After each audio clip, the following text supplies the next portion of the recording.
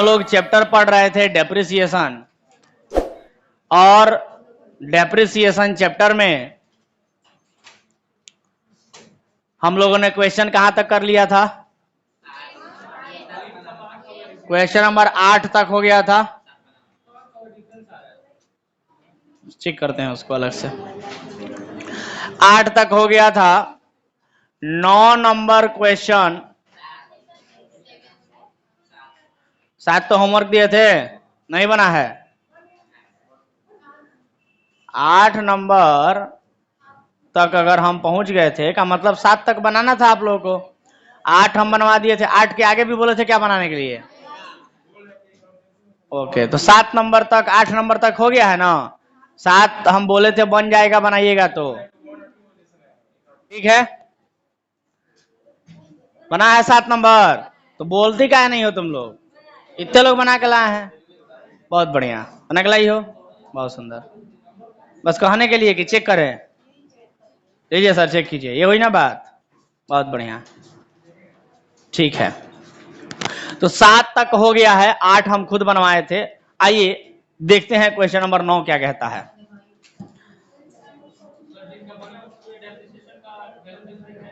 सात नंबर में कोई बताएं जरा, क्या आप लोगों का उनका पूछना है कि 7 नंबर क्वेश्चन में डेप्रिसिएशन का जो वैल्यू है वो मैच कर रहा है क्या? नहीं सर, मैच नहीं कर रहा है। लास्ट में, लास्ट वाला डेप्रिसिएशन मैच नहीं कर रहा है, सबका मैच नहीं कर रहा है। आपका लास्ट वाला डेप्रिसिएशन कितना आया है? 385। बाकी लोग बताएं जो बनाए हैं, लास्ट वाला डेप्रिसिएशन कितना आया है? हाँ, जो M2 बेचा गया है लास्ट में, उसका डेप्रिसिएशन 385 रुपया। सबका आंसर एग्जैक्ट आ रहा है, मैंने बुक में मिस प्रिंटिंग है कि नहीं? चलिए ठीक है। यस सर, 428 दिया है बुक में, है ना। अच्छा, सबका 385 आ रहा है, तो सबका जब आ रहा है इसका मतलब कह सकते हैं कि बुक में मिस प्रिंटिंग हो सकता है। ठीक है सर, चलिए 8 नंबर हम खुद बता दिए थे। आइए जरा 9 नंबर की बात करते हैं। 9 नंबर में क्या लिखा हुआ है सर, जरा गौर से देखेंगे। 9 नंबर का जो हेडिंग है वो क्या लिखा है सर, देखिए। देखो ऐसा है कि 9 नंबर के बाद जो क्वेश्चंस दिए हुए हैं, या हम कह सकते हैं कि जो 8 नंबर तक क्वेश्चन था वो स्ट्रेट लाइन मेथड और WDV मेथड दोनों को कवर अप कर लिया है। स्ट्रेट लाइन मेथड और WDV मेथड दोनों बता दिया है, क्वेश्चन नंबर 8 तक खत्म कर दिया है। अब आगे जो कुछ भी दिया है वो कुछ कुछ अलग तरीके के केसेस दिए हुए हैं, बनाए हुए हैं। और जो अगला मेथड अब दिया है, माने अगला जब हम टॉपिक को देखते हैं बुक में, तो अब हमें एन्यूटी मेथड और depreciation fund method, insurance policy method, depletion unit method और पता नहीं कौन कौन सा मेथड ढेर सारा दिया हुआ है। बट जैसा कि हमने कहा था कि आप सभी के सिलेबस में, आप जब देखिएगा सिलेबस को, तो आप लोगों को मिलेगा सिर्फ और सिर्फ स्ट्रेट लाइन मेथड, और शुरू में ही मैंने कहा था स्ट्रेट लाइन मेथड और WDV मेथड। और वो दोनों ही मेथड हम लोगों ने काफी अच्छे से थ्योरेटिकली भी समझा है और प्रैक्टिकली भी हम लोगों ने बहुत सारा सवाल बना के देख लिया है, बन जा रहा है। तो कुल मिला जुला के हम ये कह सकते हैं कि डेप्रिसिएशन में जितना पढ़ना था एग्जामिनेशन पॉइंट ऑफ व्यू से, उतना हम लोगों ने पढ़ लिया है। अब आगे अलग अलग तरह के मेथड्स दिए हुए हैं, उनको पढ़ने की कोई आवश्यकता नहीं है, क्योंकि सिलेबस में 2 ही मेथड आता है। कौन कौन सा? स्ट्रेट लाइन मेथड और दूसरा WDV मेथड। बताइए इन दोनों मेथड में किसी को कोई डाउट है अभी तक? स्ट्रेट लाइन मेथड में किसी को डाउट? रिवीजन करवाने के समय अगर हम पूछे किसी से कुछ भी, तो स्ट्रेट लाइन मेथड में कोई फंसेगा नहीं, बोलो ना। WDV मेथड में अगर हम कुछ भी पूछते हैं, जितना पढ़ा दिए हैं उसमें कोई फंसेगा नहीं। चलो तो स्ट्रेट लाइन, चलो एक बार जरा रिवीजन कर ही लेते हैं, फास्ट रिवीजन है ना, 1 मिनट में। स्ट्रेट लाइन मेथड को और अलग अलग किन किन नामों से जाना जाता है? Fix installment method, original cost method, equal installment method या स्ट्रेट लाइन मेथड। ठीक है, जो कहता है कि हर साल डेप्रिसिएशन का जो अमाउंट होगा वो हमेशा इक्वल होगा, सेम होगा, फिक्स होगा, बोल सकते हैं। और जब उसको हम लोग डायग्रामेटिक रूप में दिखाते हैं, मतलब डायग्राम में दिखाते हैं, फिगर बना के जब दिखाते हैं, तो वो हम पाते हैं कि हर साल का डेप्रिसिएशन सेम होने की वजह से एक सेम पॉइंट पर हमें डेप्रिसिएशन शो करता है, और जब सारे पॉइंट को हम लोग मिलाते हैं तो एक स्ट्रेट लाइन बन जाता है, and that's why it is also called straight line method. और इसी वजह से इसको स्ट्रेट लाइन मेथड भी कहा जाता है। ये अच्छे से हमने समझाया था।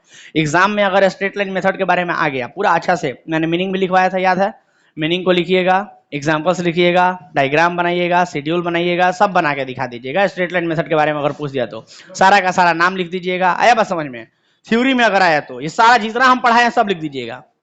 अगर डब्ल्यूडीबी के बारे में आ गया तो डब्ल्यूडीबी में मैंने बताया था, उसका डब्ल्यूडीबी का अलग अलग नाम बताइए कौन कौन सा होता है। डब्ल्यूडीबी मेथड मतलब रिटेन डाउन वैल्यू मेथड, और बताइए डिमिनिशिंग बैलेंस मेथड या फिर रिड्यूसिंग बैलेंस मेथड। इनका डेफिनेशन मैंने बताया था। डेफिनेशन के बाद मैंने वो अलग अलग नाम जो इस्तेमाल हुए हैं उनके लिए मैंने एग्जाम्पल लिखा था, एग्जाम्पल को सॉल्व किया था, शेड्यूल बनाया था, डायग्राम बनाया था। सब कुछ आप लोगों को भी बनाना है अगर एग्जाम में थ्योरी में पूछ दिया तो डब्ल्यूडीबी मेथड के बारे में। एग्जाम में अक्सर ऐसे क्वेश्चन दे सकता है कि डेप्रिसिएशन और उसके अलग अलग मेथड्स की चर्चा करें, ऐसे क्वेश्चन दे सकता है। What is depreciation and discuss its types, ऐसे क्वेश्चन दे देगा। तो अगर टाइप्स बोल दिया और टाइप में नाम नहीं बताया कौन सा, तो दोनों के बारे में लिखना होगा। फिर मतलब आपको डेप्रिसिएशन क्या है ये बताना होगा, और स्ट्रेट लाइन मेथड और डब्ल्यूडीबी मेथड के बारे में भी आपको बताना होगा। फिर तो सर हमारे पास कंटेंटे है बहुत सारा, फिर तो आराम से 4-5 पन्ना लिख सकते हैं हम लोग। अरे बोलो ना, सब कुछ दिखाएं अगर हम लोग, एग्जाम्पल, शेड्यूल, डायग्राम, है ना, सारा डेफिनेशन, मीनिंग, अलग अलग नाम दिखाना शुरू करें तो 3-4-5 पेज नहीं हो जाएगा? फिर आराम से नंबर आप लोग को मिलना तय है, कोई दिक्कत। डेप्रिसिएशन अगर देखा जाए एग्जामिनेशन पॉइंट ऑफ व्यू से आप लोग तैयार हो चुके हैं। तो अब हम लोग, चूंकि आप लोगों ने कल हमको कोई डेट बताया इसमें कि सर एग्जाम बहुत जल्द होने वाला है, तो थोड़ा सा उस पर भी ध्यान रखिएगा।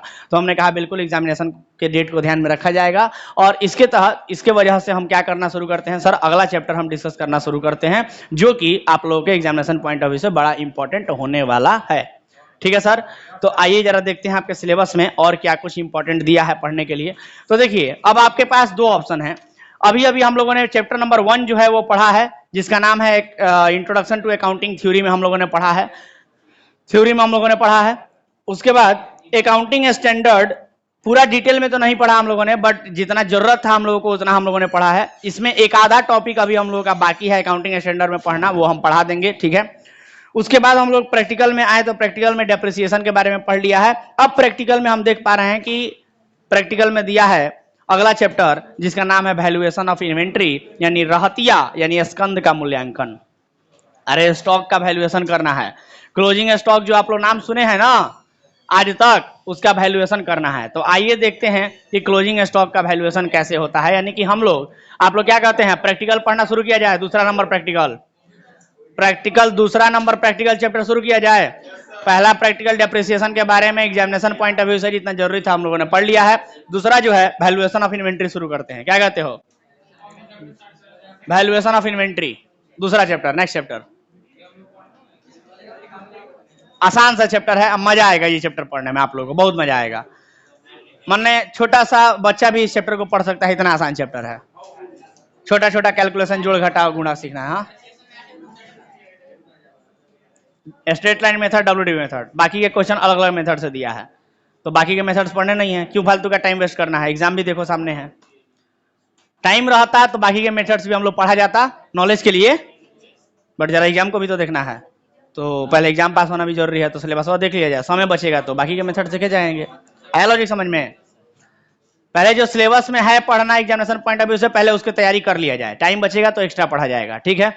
चलिए आगे बढ़ते हैं सर। तो आज हम चैप्टर शुरू करने जा रहे हैं जिसका नाम है वैल्यूएशन ऑफ इन्वेंटरी। शुरू किया जाए, चलो ध्यान दो।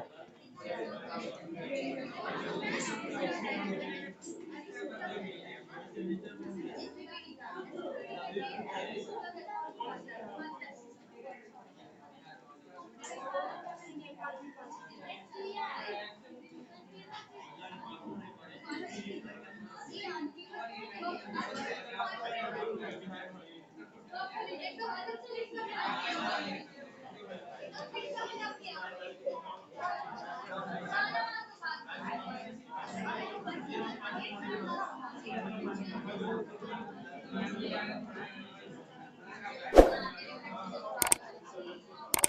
दो।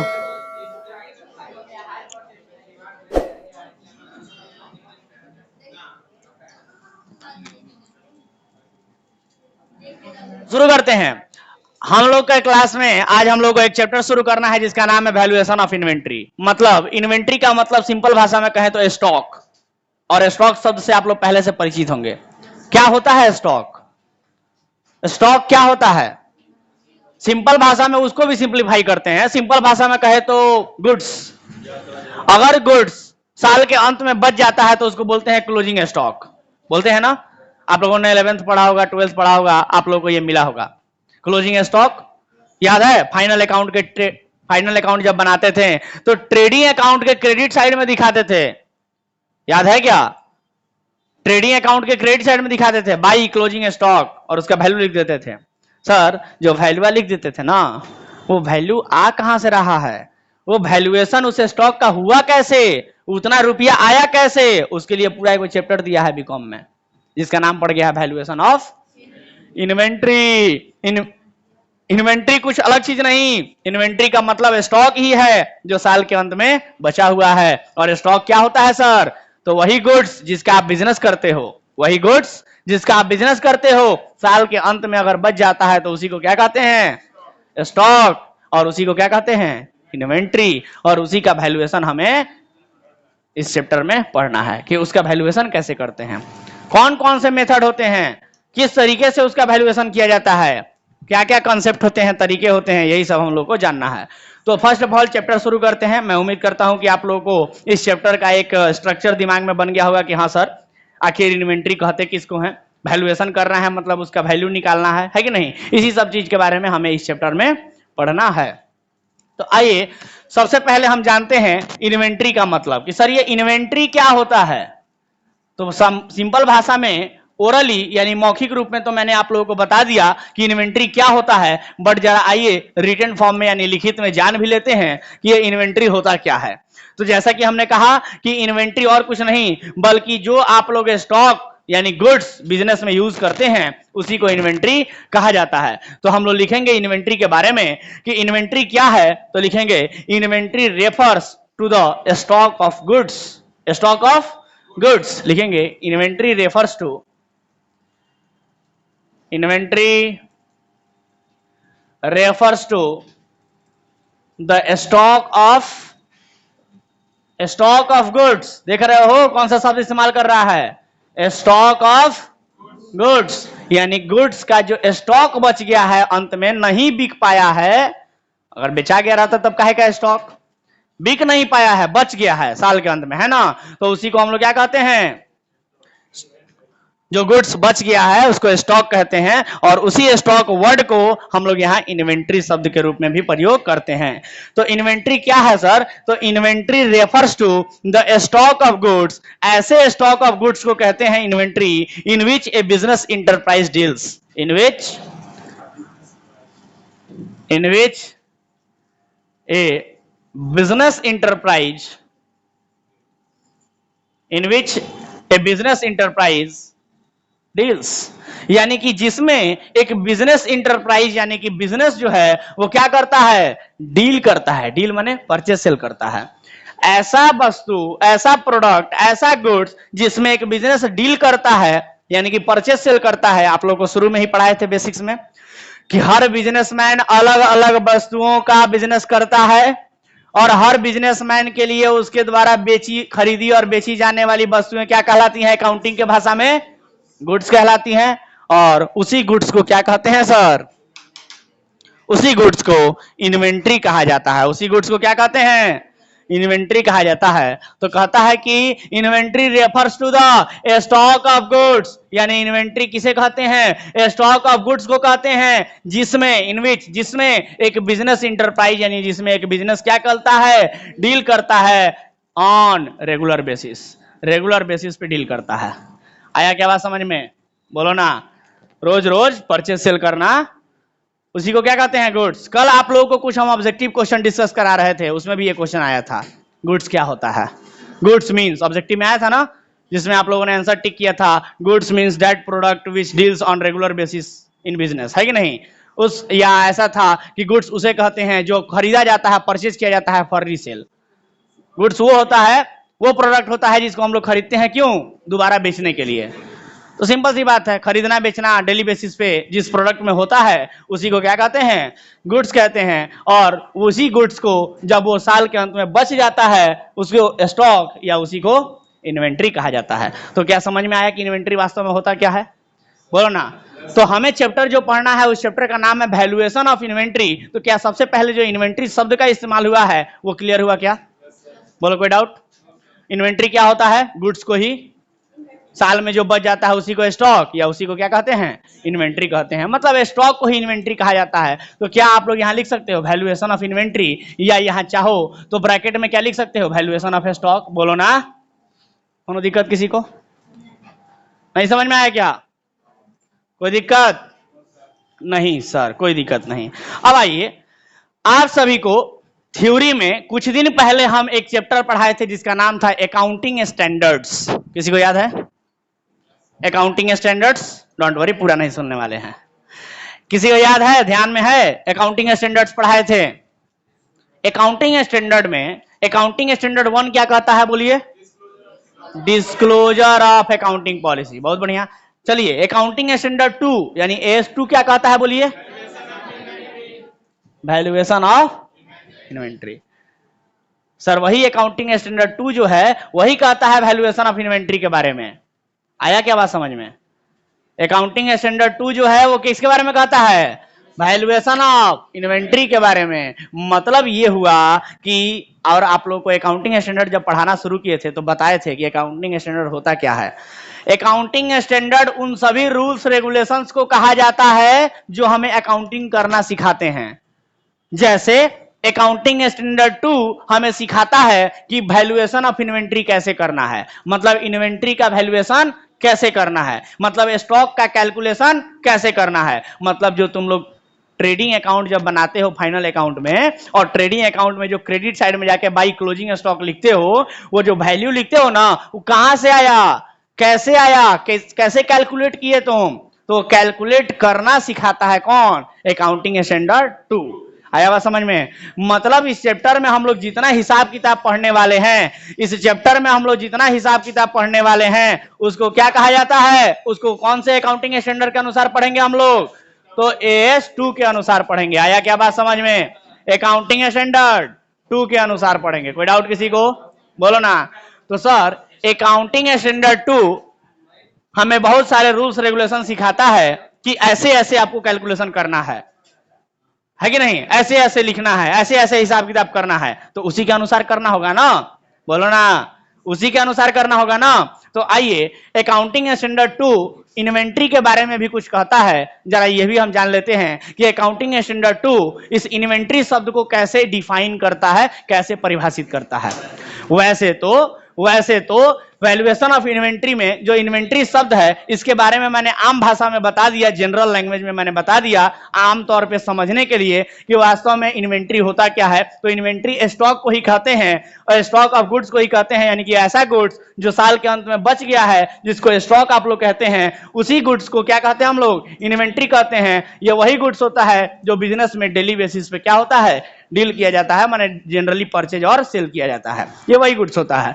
तो आमतौर पे समझने के लिए तो इतना काफी है सर, इतना समझाने वाले सामने वाले के लिए समझाना हो तो इतना काफी है। बट अकाउंटिंग स्टैंडर्ड 2 के अनुसार अकाउंटिंग स्टैंडर्ड 2 के अनुसार इन्वेंट्री का वैल्यूएशन होता है, वैल्यूएशन ऑफ इन्वेंट्री। तो सर अकाउंटिंग स्टैंडर्ड 2 भी तो कुछ कहता होगा ना गुड्स के बारे में, वो भी तो कुछ एक्सप्लेन करता होगा। तो आइए जानते हैं कि अकाउंटिंग स्टैंडर्ड 2 गुड्स के बारे में क्या कहता है। क्लियर है बात? तो अब हम लोग गुड्स को, सॉरी मतलब यहां पर इन्वेंट्री को डिफाइन करेंगे कि इन्वेंट्री या स्टॉक या गुड्स होता क्या है। क्लियर है बात?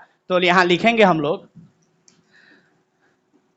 As per accounting standard 2। As per accounting standard 2 क्या कहता है अकाउंटिंग स्टैंडर्ड 2, ये हम लोग जान लेते हैं। लिंक बैठा पा रहे हैं आप लोग? जो चीजें पास्ट में पढ़ाई हुई हैं पीछे उससे और अभी जो पढ़ाई हो रही है उसमें पीछे आप लोग को अकाउंटिंग स्टैंडर्ड पढ़ाए थे, उसमें एक अकाउंटिंग स्टैंडर्ड मिला था AS2 वैल्यूएशन ऑफ इन्वेंट्री। देखिए उसका यूज यहां मिल रहा है, समझ गए बात। तो जैसे एक चैप्टर अभी पढ़ रहे हो ना वैल्यूएशन ऑफ इन्वेंट्री, ऐसे ही 12th में आप लोग एक और अकाउंटिंग स्टैंडर्ड पढ़े थे, याद है क्या? अकाउंटिंग स्टैंडर्ड 26 इनटेंजिबल एसेट, जिसमें गुडविल का वैल्यूएशन आप लोग सीखे थे। चैप्टर का नाम क्या था 12th में? Valuation of goodwill. एगो AS3 भी आप लोग पढ़े हुए हो, कैश फ्लो स्टेटमेंट, है कि नहीं? तो जैसे देख रहे हो ये सारे के सारे अकाउंटिंग स्टैंडर्ड एक चैप्टर है। तो अभी तक आप लोग चैप्टर के रूप में कितने अकाउंटिंग स्टैंडर्ड पढ़ लिए? अकाउंटिंग स्टैंडर्ड 3, अभी 2 पढ़ना शुरू कर रहे हो, 2, 3 और 26। अभी 3 ही अकाउंटिंग स्टैंडर्ड तुम लोग डिटेल में पढ़े हो। आया बात समझ में?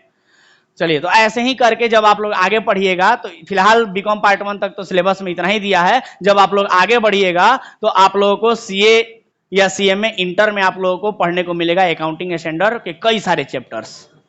आया बात समझ में?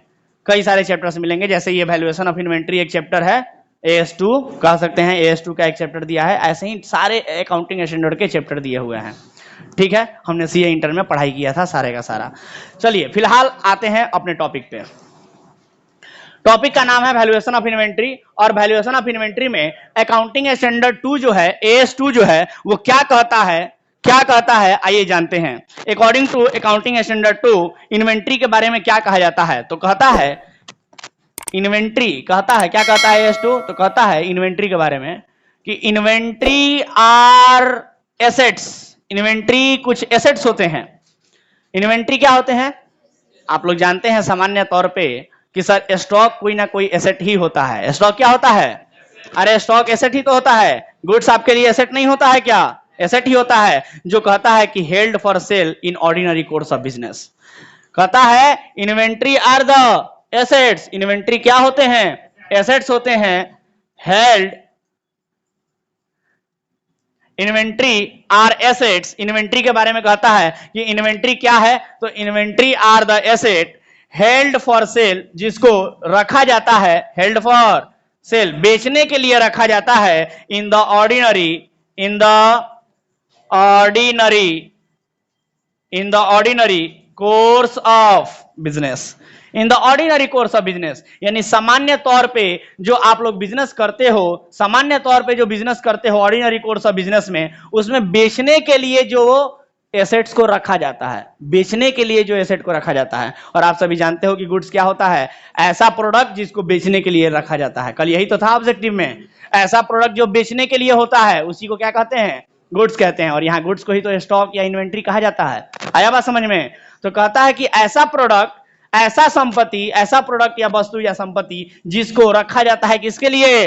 बेचने के लिए। कहां रखा जाता है? In the ordinary course of business, यानी सामान्य बिजनेस एक्टिविटी में रखा जाता है। आया बात समझ में? उसके बाद इतना ही नहीं बल्कि और भी कहता है in the process of, in the process of production, in the process of production for such sale, यानी कहता है कि प्रोडक्शन प्रोसेस में भी रखा गया होगा। मान लीजिए एग्जांपल से समझाते हैं, जैसे मान लीजिए आपकी कोई मैन्युफैक्चरिंग कंपनी है। कैसी कंपनी है?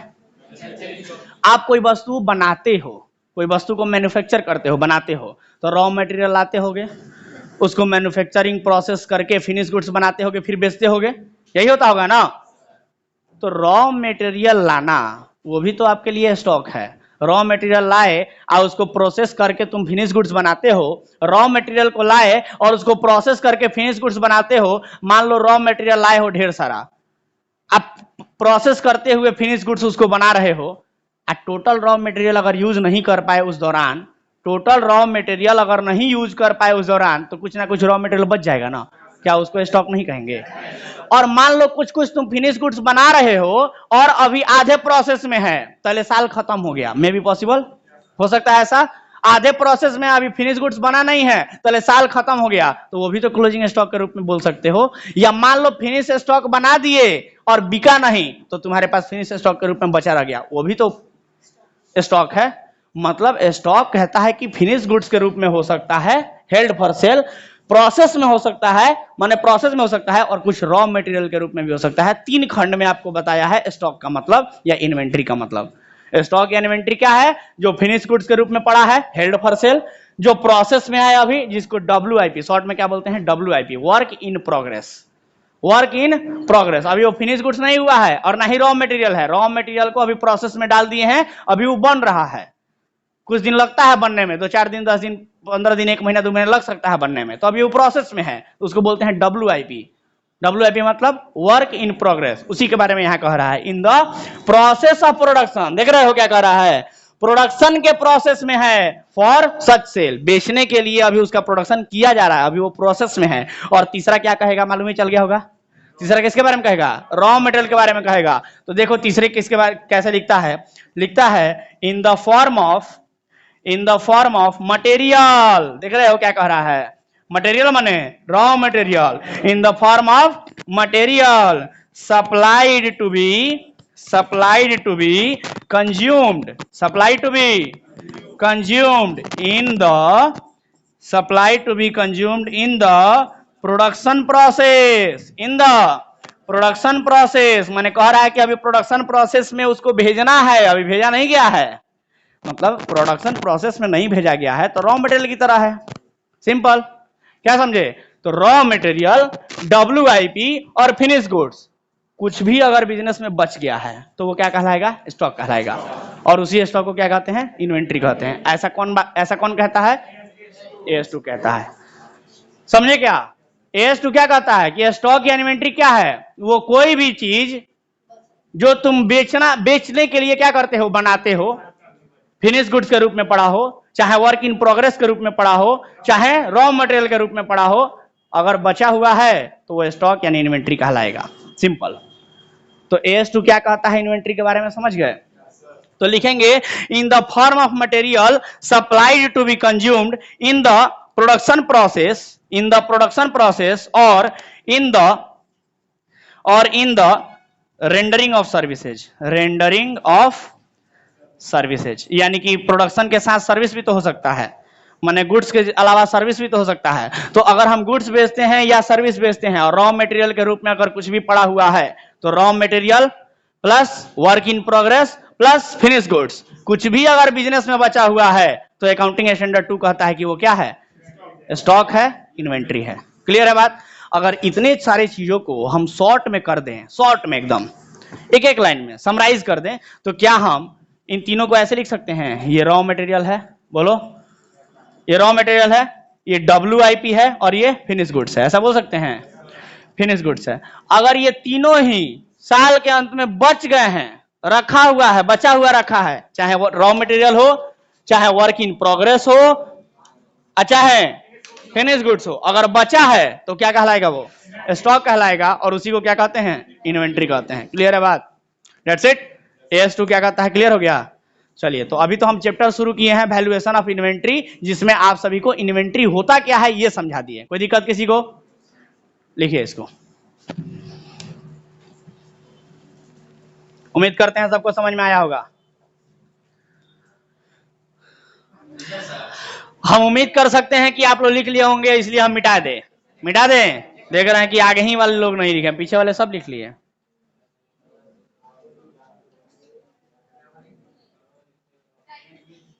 लिखा गया?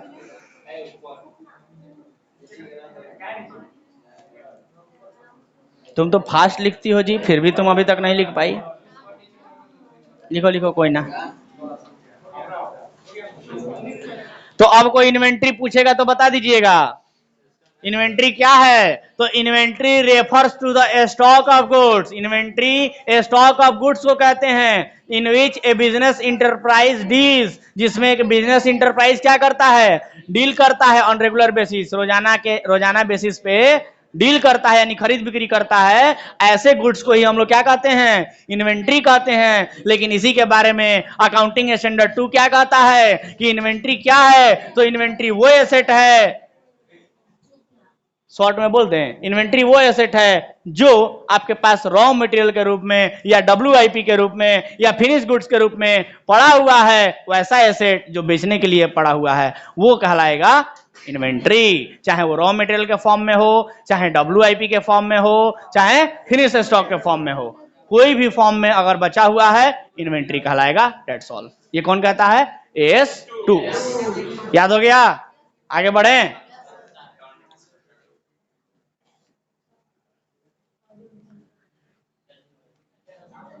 बेटा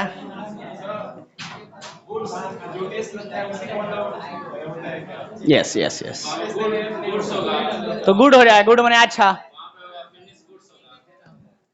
हाँ, वर्क इन प्रोग्रेस। WIP का मतलब, WIP का मतलब work in progress. Work in progress माने ऐसा रॉ मटेरियल जिस पे अभी काम चल रहा है, वो फिनिश गुड्स नहीं बनाया अभी। समझ गए? उसको क्या कहेंगे? वर्क। जैसे मान लो है बेंच बनाना था, ये पटरा बनाना या ये बनाना था, है ना, तो बड़े बड़े लकड़ी के ये पटरा था बड़ा बड़ा, है ना, उसको काटा गया, उसके बाद काटी ओटी ठोका गया अलग अलग साइज में, है कि नहीं? तब तक अभी काम चल रहा था, है कि नहीं?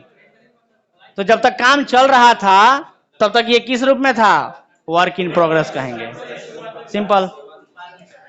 गन्ना से चीनी बनाया गया, तो गन्ना पहले मशीन में डाल के उसको जूस निकाला जाता है, फिर मशीन में डाल के प्रोसेसिंग किया जाता है बहुत सारा, है ना, क्रिस्टलाइजेशन प्रोसेस में डाला जाता है, उसके टुकड़े टुकड़े बनाए जाते हैं गर्म ठंडा करके जूस को, तो फिर जाके चीनी बन के तैयार होता है, फिर बोरा में कसाता है, फिर हम लोगों तक आता है ना। मीठा से चीनी बनता है। अच्छा, मजे की बात सोचो, कभी ध्यान दिए हो, उसी गन्ना के जूस से मीठा भी बनता है, उसी गन्ना के जूस से चीनी भी बनता है। कैसे? गन्ना के जूस से तो सर खाली मीठा बनता है, चीनी थोड़ी बनता है। चीनी कैसे बनता है? पता नहीं।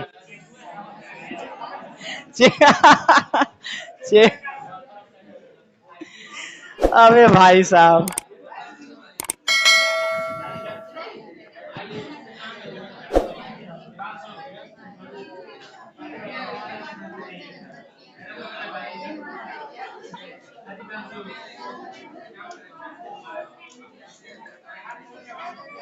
मालिक मालिक बड़ा जबरदस्त बनाता है वो।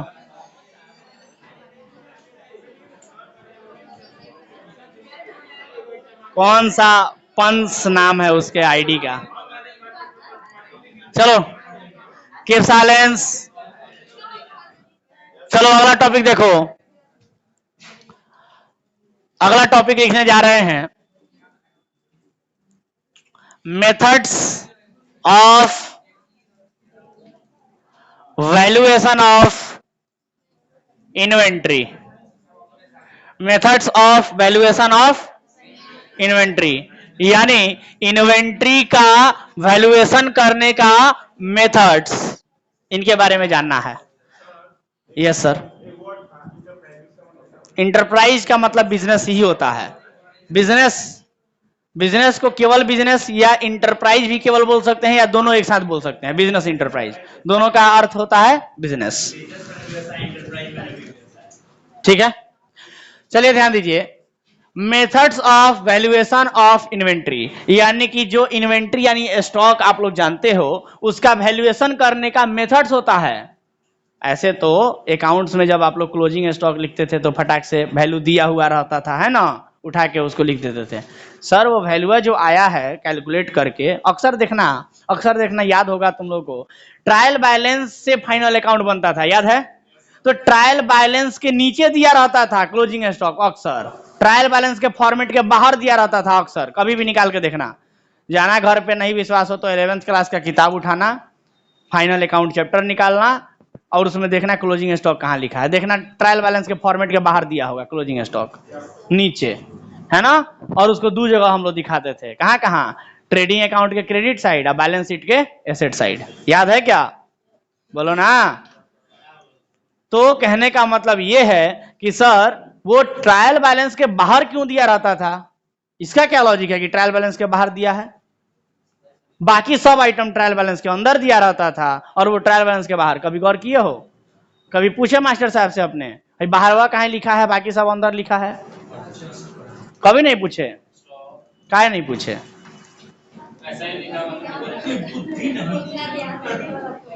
इतनी भी बुद्धि नहीं थी। नया नया बतिया रहा है। सुनो, जर्नल पढ़े थे उस समय तक, जर्नल पढ़ लिए थे पूरा, लेजर पढ़ लिए थे पूरा, ट्रायल बैलेंस पढ़ लिए थे पूरा, कैशबुक डेप्रिसिएशन भी पढ़ लिए होगे, सबसे लास्ट में फाइनल अकाउंट पढ़ाया जाता है। उतने दिनों में इतना बुद्धि नहीं हुआ कि इतना भी सवाल एगो मास्टर साहब से पूछ सके कि सर बहरिया कहाँ लिखा है।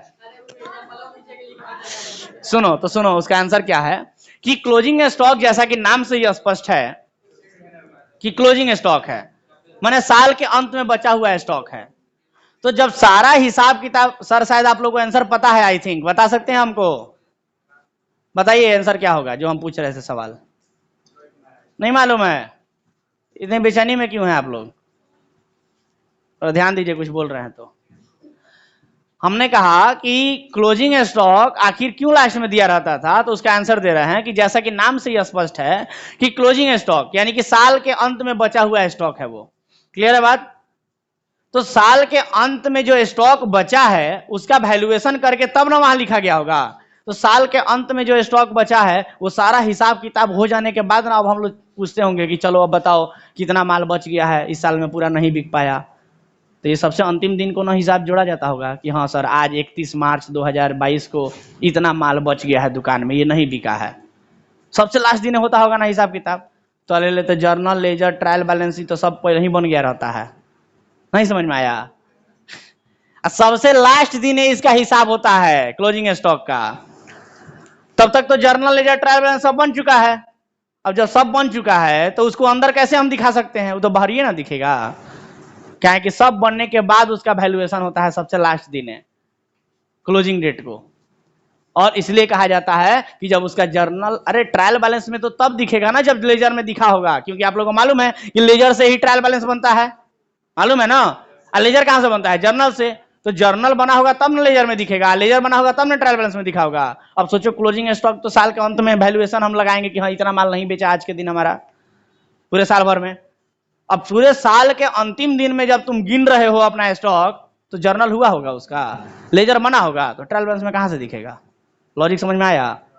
इसीलिए ट्रायल बैलेंस में वो नहीं दिखता है। कोई दिक्कत? लेकिन अब जरा सोचो, ठीक है सर ट्रायल बैलेंस के बाहर वो दिखता था, उसके बाद हम लोग क्या करते थे?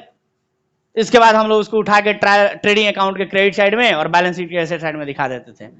आप लोगों ने जब फाइनल अकाउंट पढ़ा होगा तो आपके सर ने सिखाया होगा कि फाइनल अकाउंट में जो क्लोजिंग स्टॉक दिखाया जाता है, अगर ट्रायल बैलेंस के बाहर दिया है तो उसको दो जगह दिखाएंगे, और ट्रायल बैलेंस के अंदर जो आइटम लिखा है उसको फाइनल अकाउंट में कहीं एक ही जगह दिखाया जाता है। ऐसा आपके सर ने अगर सिखाया होगा तो ट्रायल बैलेंस के अंदर जितने आइटम होते थे ना उसको कहीं एक ही जगह दिखाया जाता है फाइनल अकाउंट में, या तो ट्रेडिंग में, नहीं तो प्रॉफिट एंड लॉस में, नहीं तो बैलेंस शीट में। लेकिन अगर ट्रायल बैलेंस के बाहर कोई आइटम दिया है एडिशनल इंफॉर्मेशन के रूप में या एडजस्टमेंट के रूप में, तो उसको कहीं दो जगह दिखाते थे, और वो दो जगह कहीं भी हो सकता था, ट्रेडिंग में, प्रॉफिट एंड लॉस में, बैलेंस शीट में, कहीं भी दो जगह हो सकता था। समझ में आया क्या? तो अभी अभी हमने देखा कि क्लोजिंग स्टॉक भी ट्रायल बैलेंस के बाहर लिखा होता था, तो उसको भी दो जगह दिखाते थे। कहां कहां? ट्रेडिंग अकाउंट के क्रेडिट साइड और बैलेंस शीट के एसेट साइड। आ गया लॉजिक समझ में? तो सर वो जो क्लोजिंग स्टॉक का वैल्यू, जैसे कि आपने कहा कि साल के सबसे अंतिम दिन में हम लोग गुड्स अपना जोड़ते थे कि इतना इतना बच गया है, माल नहीं बिका पूरे साल में, तो ये तो यूनिट आपने जोड़ा ना कि ये इतना इतना बच गया है, लेकिन वो कितने रुपए का माल है, रुपया कैसे कैलकुलेट करें? तो आप कहेंगे सर ये कौन बात है? तो बड़ा सिंपल है, जितना जितना उसका कॉस्ट है, कॉस्ट से यूनिट में मल्टीप्लाई कर दीजिए, उसका वैल्यू पता चल गया। यही ना है? ये सर सिंपल यही कैलकुलेशन है कि वो माल कितने रुपए का है, हमको कितने का कॉस्ट पड़ा है, और कितना यूनिट, मान लो कि 50 को यूनिट बचा है, नहीं बिक पाया, तो 50 यूनिट से मल्टीप्लाई कर दो। अगर एगो सामान मान लो 100 रुपया का है, अब 50 को बच गया है दुकान में, साल भर में 50 को नहीं बिक पाया, तो 50 से गुणा कर दो, 5000 रुपया का माल हमारे दुकान में पड़ा हुआ है, नहीं बिका, तो ये हो गया क्लोजिंग स्टॉक। क्लोजिंग स्टॉक 5000 रुपया दिखा देंगे, और यही ट्रायल बैलेंस के नीचे लिखा होता था। लेकिन सर ये जो कामवा आपने किया, ये वैल्यू पता करने के लिए ये काम किया ना, बस इसी काम को यहां सीखना है कि इसी काम को, यही प्रोसेस दिखाने के लिए कौन कौन से मेथड अपनाए जाते हैं। देखिए कितने मजे की बात है, ये सिंपल सा चीज दिखाने के लिए, ये सिंपल सा चीज दिखाने के लिए यहां कई सारे मेथड्स यूज किए जाते हैं, कई सारे मेथड्स होते हैं। लेकिन हम सभी को उन ढेर सारे मेथड्स में से सिर्फ और सिर्फ सिलेबस में 2 मेथड दिया है पढ़ने के लिए। कितना method? 2 method.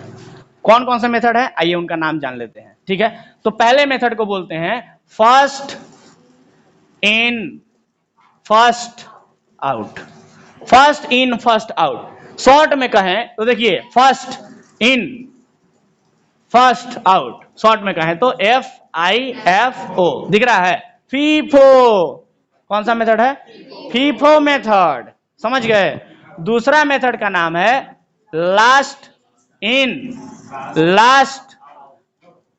Last in first out, जिसको शॉर्ट में कहे तो LIFO, लीफो। कौन सा मेथड? एक है फीफो मेथड और दूसरा है लीफो मेथड, और यही 2 मेथड आपके सिलेबस में पढ़ना है बस। वही अभी हम देख रहे थे कि कितना मेथड दिया है पढ़ने के लिए। सिलेबस में हमने देखा कि 2 ही मेथड दिया है पढ़ने के लिए। तो फिर हालांकि जैसे मैंने डेप्रिसिएशन के बारे में कहा था कि डेप्रिसिएशन के मेथड तो बहुत सारे होते हैं सर, लेकिन पढ़ना सिर्फ 2 ही होता है, स्ट्रेट लाइन और WD भी। ठीक उसी प्रकार से इसमें भी होते हैं मेथड ढेर सारे, लेकिन पढ़ना कितना है? सिर्फ 2 मेथड। कौन कौन सा? फीफो मेथड और लीफो मेथड। याद रहेगा, मजेदार नाम है ना। फीफो का मतलब फर्स्ट इन फर्स्ट आउट, और लीफो का मतलब लास्ट इन लेकिन फर्स्ट आउट। कहने का मतलब ये हुआ, अब हिंदी अर्थ समझ लो इसका। हिंदी अर्थ नाम से यह स्पष्ट है, फर्स्ट इन माने पहले आएगा और फर्स्ट आउट पहले ही जाएगा। सिंपल सी बात है, लाइन में जो पहले आएगा पहले निकलेगा, लेकिन ये मेथड कहता है लास्ट इन फर्स्ट आउट, माने जो लास्ट में आएगा वो पहले निकलेगा। कभी कभी एग्जांपल समझाते हैं, ऐसा समझो ऐसा समझो ऐसा समझो।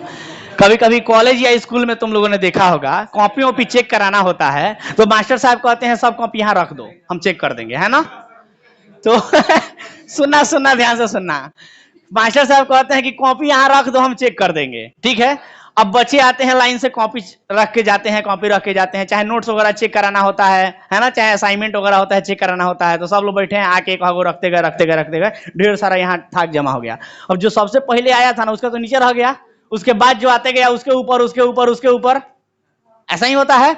मास्टर साहब बैठे थे यहाँ पर, उठे और ऊपर वाला कॉपी पहले चेक करने लगे। अब लॉजिकली सोचो कि जो सबसे लास्ट में लाया था उसका सबसे ऊपर था और उसका कॉपी सबसे पहले चेक हो रहा है, तो इसको क्या कहेंगे? जो लास्ट में आया पहले वो कॉपी गया, लास्ट इन फर्स्ट आउट, समझे। लेकिन कभी कभी मास्टर साहब क्या करते हैं, कॉपियां ऐसे पलटते हैं और जो सबसे नीचवा होगा उसको पहले चेक करेंगे, है ना। तो क्या होगा, पहले जो आया था पहले उसी का चेक होगा, फर्स्ट इन फर्स्ट आउट। वही है दोनों मेथड, समझ के बाद एकदम आसान भाषा में समझ गए। लास्ट इन फर्स्ट आउट और ये था फर्स्ट इन फर्स्ट आउट। कोई दिक्कत? दोनों मेथड का समझ में आ गया, और यही दोनों मेथड हम लोगों को पढ़ना है अपने सिलेबस में, ठीक है। लेकिन और भी बहुत सारे मेथड्स होते हैं, जैसे वेटेड एवरेज मेथड, ठीक है, सिंपल एवरेज मेथड, और बहुत सारे मेथड हैं। मेथड के नाम बहुत सारे हैं, आपके किताब में दिया हुआ है, आप चाहे तो मेथड्स का नाम लिख सकते हैं। लेकिन हमें सिर्फ और सिर्फ पढ़ना कितना मेथड है? 2 मेथड। आ गया बात समझ में? अब मजे की बात सुनो, मजे की बात।